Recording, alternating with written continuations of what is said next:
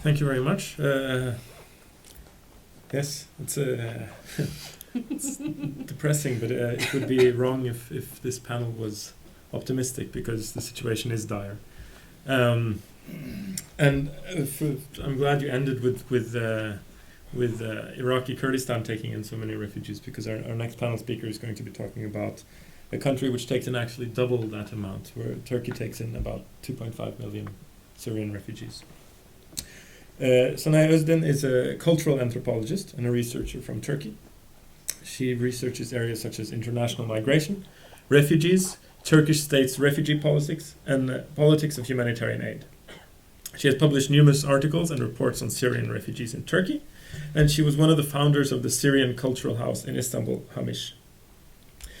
I was so lucky to hear her present on Tuesday, and I'm very happy for being allowed to share you with everybody else here, because that was a very good presentation.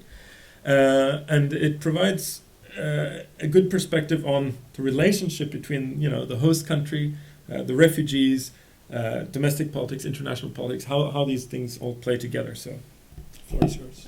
Thank you.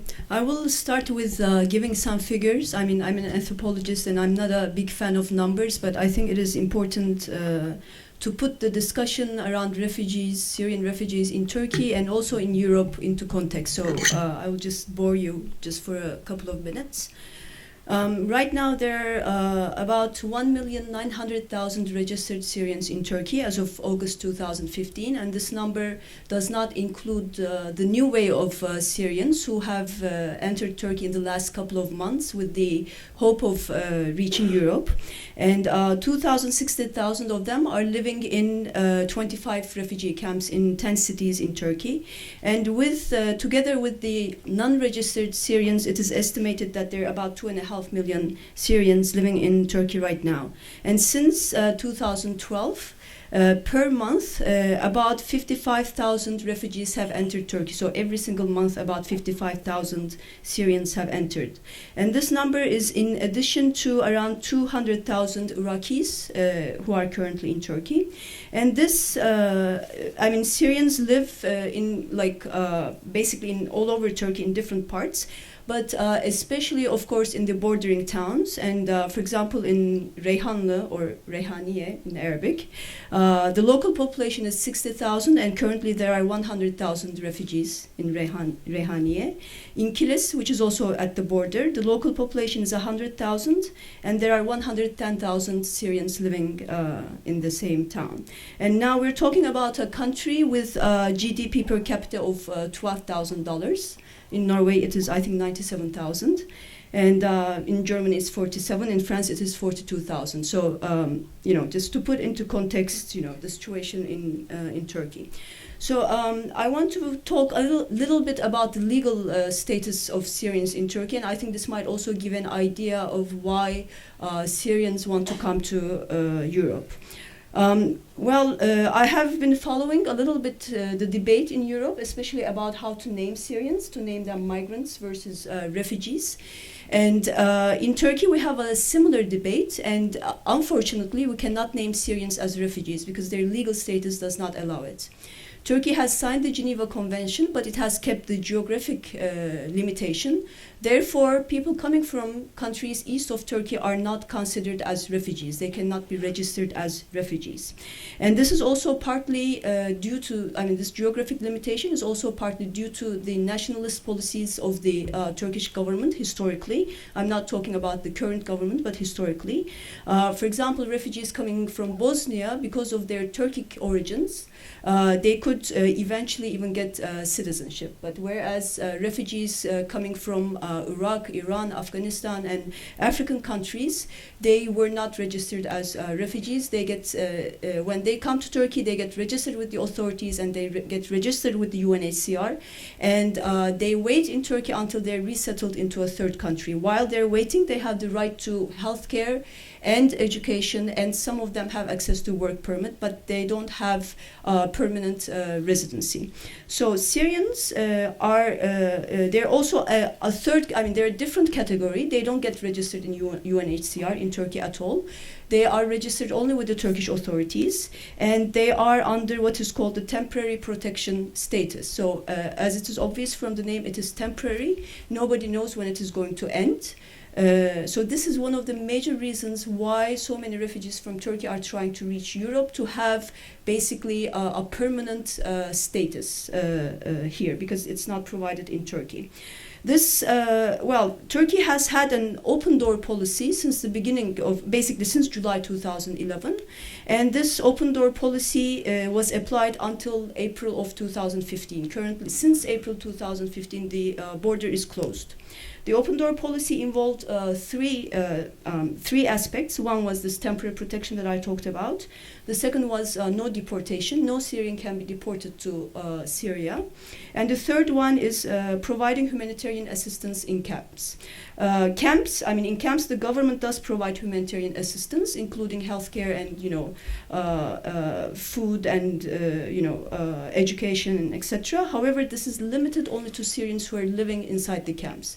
Therefore, and only 1/10 of Syrians are living in the camp. So the what is called like the urban refugees, Syrians who are living outside of the camps, they do have access to free healthcare, and they can register their children at schools. However, there is a language barrier, and outside the camps, only 20% of the Syrian children right now are registered in school. So 80% of them are not getting any education.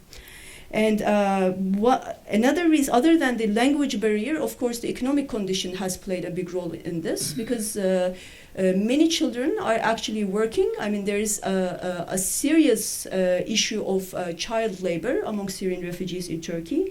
And so if the child was is to go to school, it means that, the family is not going to have any bread, basically, that day. So. The Syrians in Turkey, they don't have working permits.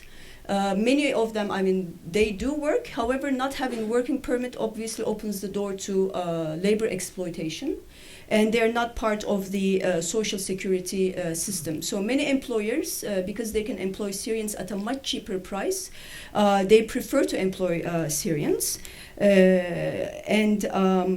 So these are the main reasons why so many Syrians from Turkey are, trying to reach Europe right now. Well, so the Turkey's refugee policy is actually in transition. Until a few years ago, we did not even have a refugee law.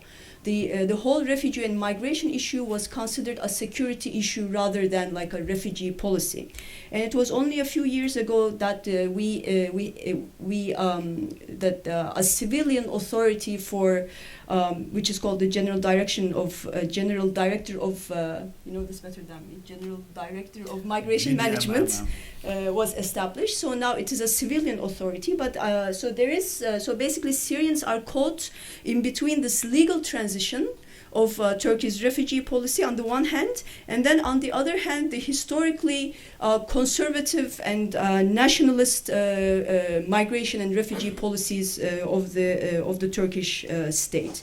So this being stuck in between this, being caught between this transformation on the one hand, and the effects of this historically nationalist and conservative policies is one of the reasons why that is pushing basically Syrians from Turkey. And then there is another reason, which is a spillover effect. When I hear people discussing about the spillover effect from Syria to neighboring countries, I always approach that with a suspicion, because I have an opposite view. I see that there is actually like a spillover effect on Syrians, for example, from Turkey. Turkey's own, the political dynamics in Turkey, which are highly polarized and sectarian, actually have a spillover effect on the situation of refugees in Turkey.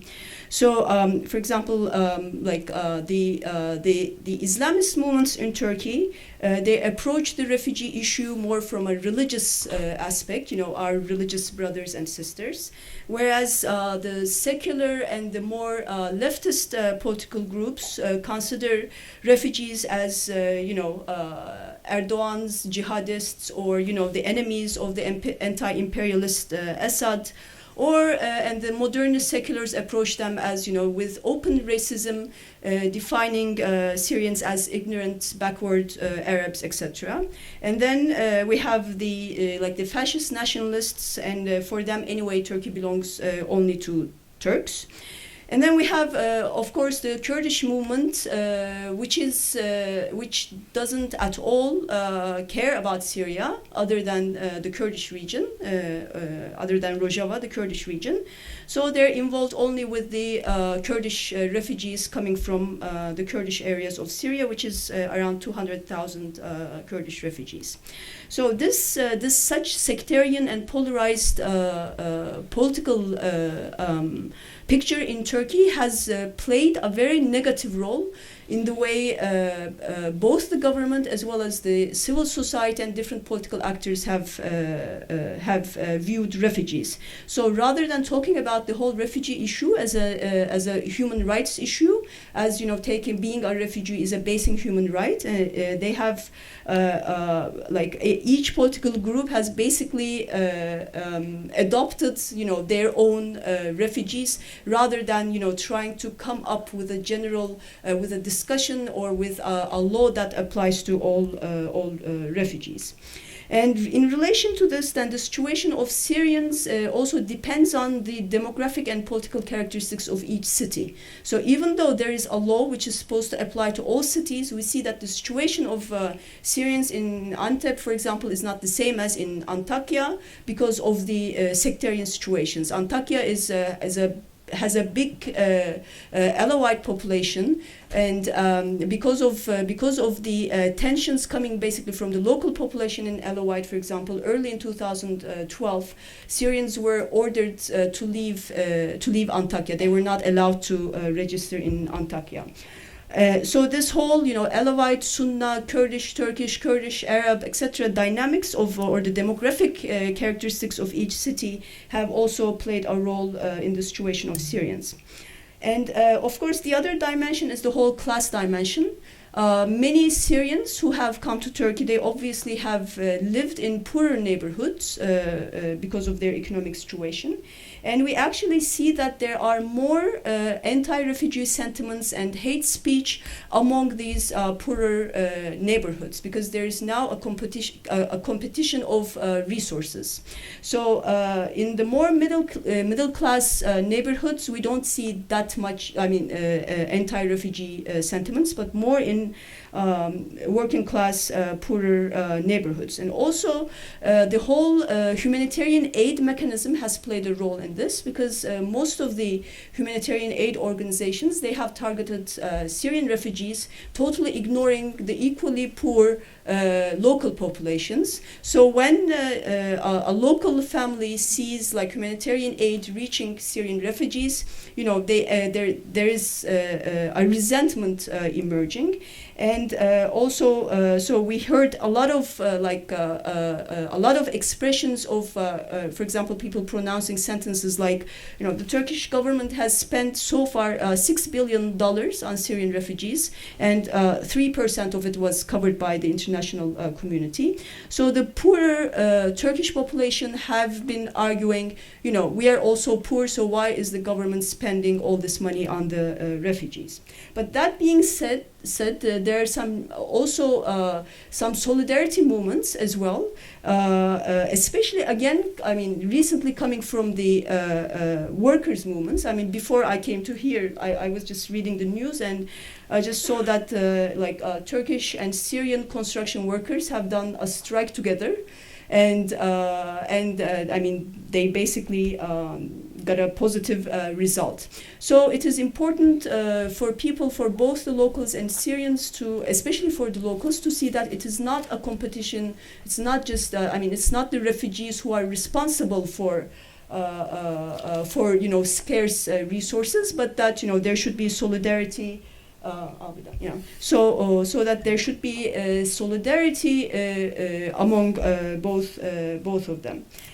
And also again with with the whole like the refugee issue, which has been actually going on for 4.5 years, when it became a European crisis in the last month or so, that obviously also had a effect on Turkey as well, especially on the more again historically Western oriented secular civil society actors. Unfortunately, it's like the whole refugee issue entered their agenda only when it entered Europe's agenda, even though like we have been living together for the past 4.5 years. So there have been some, we see the emergence of solidarity movements also coming now from the more like secular civil society actors as well. Thank you. Thank you.